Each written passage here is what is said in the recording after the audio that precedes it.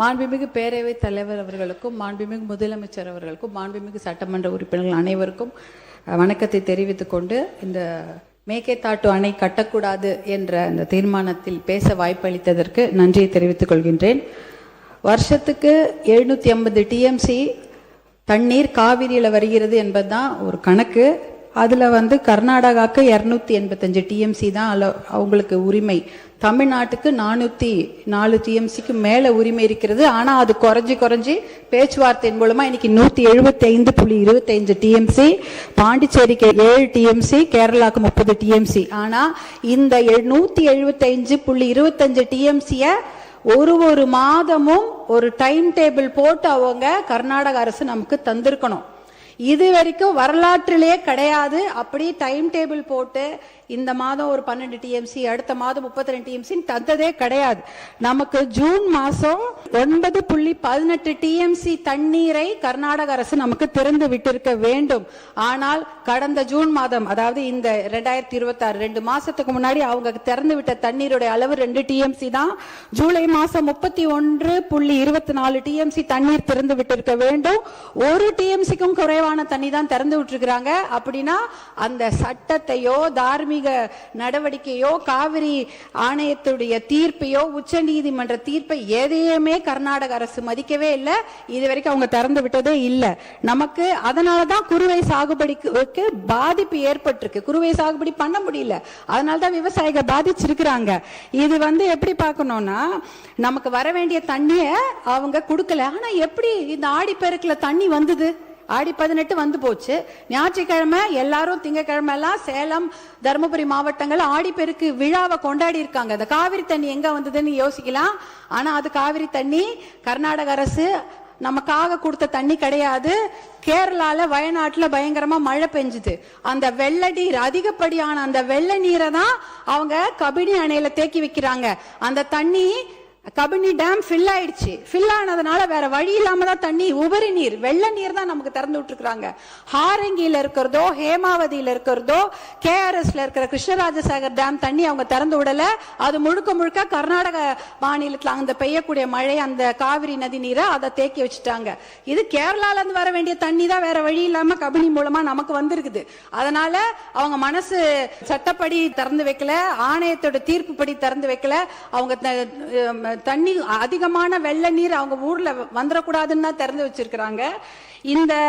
இன்றைக்கு நம்மளுடைய சட்டமன்றத்தில் ராஜ்யசபா, அதாவது பாராளுமன்றம் நடந்து கொண்டிருக்கிறது. பாராளுமன்றம் நடந்து கொண்டிருக்கும் போது முக்கியமான 10 கேள்விகளை மருத்துவர் அன்புமணி ராமதாஸ் அவர்கள் ராஜ்யசபால கேட்டிருக்கிறாரு.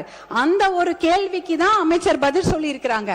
முதல் மடை மாநிலம் கடைமடை மாநிலத்துக்கிடம் அனுமதி கேட்கணுமா, கேட்க கூடாதா, இல்ல கேட்டுட்டு இவங்க இந்த மேகேதாட்டு டேம் கட்டுறாங்களான்னு ஒரு கேள்வி எழுப்பி இருக்கிறாங்க. அப்பொழுதுதான் நாங்க அமைச்சர் பதில் சொல்லி இருக்கிறாரு.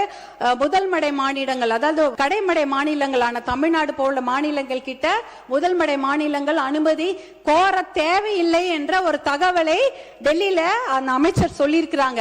இந்த கேள்வியை கேட்டதே மருத்துவர் அன்புமணி அவர்கள் தான் ராஜ்யசபால. அடுத்த கேள்விக்கு அடுத்த நாள் இன்னொரு அமைச்சர் பதில் சொல்றாங்க. அந்த கேள்வி என்னன்னா, detail project report for Mekedatu dam, அதற்கு உச்ச நீதிமன்றமோ இல்ல பாராளுமன்றம் அனுமதி கொடுத்திருக்குதா, நீர்வளத்துறை அமைச்சர்கள் அனுமதி கொடுத்திருக்கிறார்களா என்ற கேள்வியை மருத்துவர் அன்புமணி ராமதாஸ் அவர்கள் எழுப்புகிறார்கள். அந்த கேள்விக்கு தான் நீர்வளத்துறை அமைச்சர், மத்திய அரசு நீர்வளத்துறை இணையமைச்சர் பதில் சொல்லியிருக்கிறாரு. அப்படிப்பட்ட விரிவான தகவல் அறிக்கை டிபிஆருக்கு எந்த அனுமதியும் பாராளுமன்றம் தரவில்லை, அமைச்சகம் தரவில்லை என்ற பதிலை சொல்லியிருக்கிறாங்க. இந்த கேள்விகளை கேட்டு பதிலை பெற்றதே மருத்துவர் அன்புமணி அவர்கள் தான். அப்படி இருக்கும்பொழுது அவருடைய சஜஷன் என்ன, அனைத்து கட்சி கூட்டத்தை கூட்டுங்க, ஒரு ஒற்றுமையான ஒரு நிலையை எடுத்துட்டு போய் நம்ம டெல்லியில போய் பார்க்கணும் என்ற அந்த சஜஷன் தான். இன்னும் ஒரு முக்கியமான விஷயம், சட்ட முன்னெடுப்புகளை நாம கண்டிப்பாக செய்ய வேண்டும் மாண்புமிகு பேரவைத் தலைவர் அவர்களே. ஏனென்றால் மேகேதாட்டு டேம் எங்க கட்ட போறாங்க தெரியுங்களா? நம்ம தமிழ்நாடுல இருந்து 4 கிலோமீட்டர் தூரம். இந்த பிச்ச டேம்லாம் எங்கேயோ தள்ளி 200 கிலோமீட்டர் 300 கிலோமீட்டர் தூரத்துல இருக்குது. கர்நாடக அரசு proposed site for construction of Meketatu Dam is just 4 kilometers away from our state Tamil Nadu. 4 kilometre Krishnagiri Dharmapuri பார்டர்லயே 4 கிலோமீட்டர் கட்டுறாங்க. எதுக்கு கட்ட போறாங்க? ஒரு சொட்டு தண்ணி கூட தமிழ்நாட்டுக்கு வரக்கூடாது. வரக்கூடிய அத்தனை தண்ணியும் எல்லா டேம்லயும் சேர்த்து வச்சுட்டு மேகேதாட்டுல 70 TMC தண்ணியை புடிச்சு வச்சுக்கிட்டு ஒரு சொட்டு நீர் கூட தமிழ்நாட்டுக்கு வரக்கூடாது என்பதற்காக தான் தமிழ்நாட்டுக்கு மிக அருகில் டேம் கட்டுறாங்க.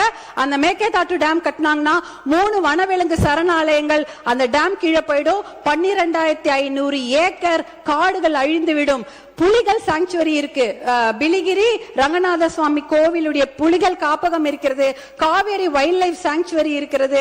அதே சமயம் மாதேஸ்வரன் மலை சாங்சுவரி, அத்தனை வனவிலங்கு சரணாலயம். அதுல இருக்கக்கூடிய நீர்வேம்பு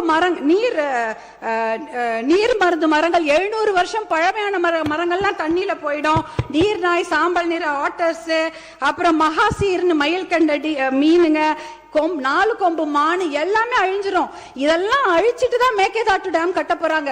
சுற்றுச்சூழல் பாதிப்பு மிகப்பெரிய அளவில் இருக்கும். இதற்காக சுற்றுச்சூழல் கேஸ நம்ம நிறைய போட்டு இந்த டேமை கட்ட விடாம நம்ம தடுத்தணும். 2 ஆப்ஷன் தான் தலைவர் அவர்களே. ஒன்னு மேகேதாட்டு டேம் கட்டணும், இல்ல மேகேதாட்டு டேம் கட்டக்கூடாது. இதுல நடுவுல என்ன முயற்சி? we don't need the dam, அவ்வளவுதான். no dam, no need of the dam. இதுக்கு நடுவுல முயற்சி என்ன இருக்கு? அந்த முயற்சியே தேவையில்லைங்கிற.